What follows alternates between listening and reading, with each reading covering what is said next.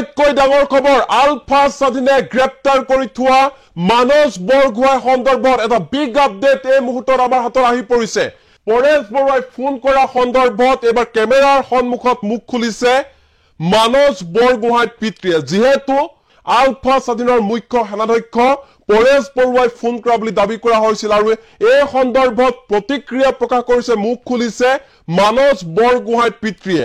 মোক মাত্ৰ ইমানেই ক'লে যে ল'ৰাটোৰ বিষয়ে চিন্তা কৰিব নালাগে, যে পাঠ্যপত্ৰবোৰ দেখি চাই আছে নহয়, দেখিছে নহয়, এনেকৈ বুলি ক'লে।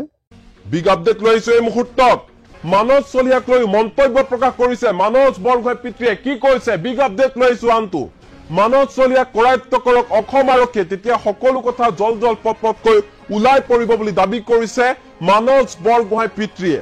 মানস চলিহাই বিপদৰ মুখলৈ ঠেলি দিছে বহু যুৱক যুৱতীক। আৰক্ষীয়ে অসম আৰক্ষীয়ে কৰায়ত্ব কৰক মানস চলিহাক, এই দাবী জনাইছে মানস বৰগোহাঁইৰ পিতৃ মাতৃয়ে।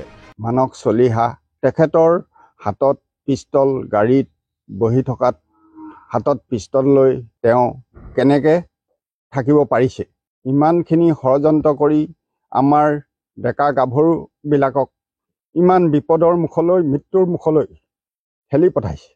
যে মানস বৰগোহাঁইৰ মুখত বাৰম্বাৰ উচ্চাৰিত হৈ থকা সেই মানস চলিহাক কঠোৰ শাস্তি দিবলৈ আহ্বান জনাইছে অসম আৰক্ষীক মানস বৰগোহাঁইৰ পিতৃ মাতৃয়ে। আনহাতে মানস বৰগোহাঁইক এৰি দিবৰ বাবে, চৰম শাস্তি নিদিবৰ বাবে ইতিমধ্যে ৰাজ্যবাসীয়ে আহ্বান জনাইছিল মানস বৰগোহাঁইৰ পিতৃ মাতৃয়ে, আহ্বান জনাইছিল আনকি ৰাজ্যৰ মুখ্যমন্ত্ৰী হিমন্ত বিশ্ব শৰ্মায়ো।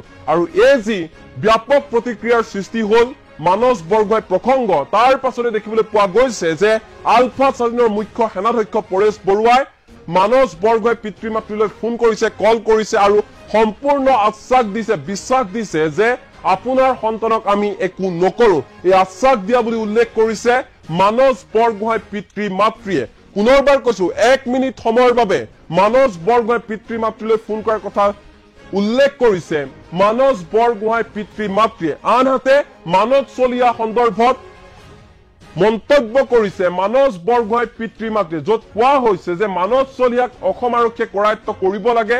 সমান্তৰালকৈ মানস চলিহাক কঠোৰ শাস্তি দিবৰ বাবে অসম আৰক্ষীক তথা হিমন্ত বিশ্ব শৰ্মা চৰকাৰক আহ্বান জনাইছে মানস বৰগোহাঁইৰ পিতৃ মাতৃ। এই মুহূৰ্তত মানস বৰগোহাঁইৰ পিতৃ মাতৃৰ মন্তব্য আমাৰ লগত আছে। কেমেৰাৰ সন্মুখত তেওঁলোকে কি কৈছে, আলফা স্বাধীনৰ মুখ্য সেনাধ্যক্ষ পৰেশ বৰুৱা সন্দৰ্ভত কি কৈছে, শুনো আহক।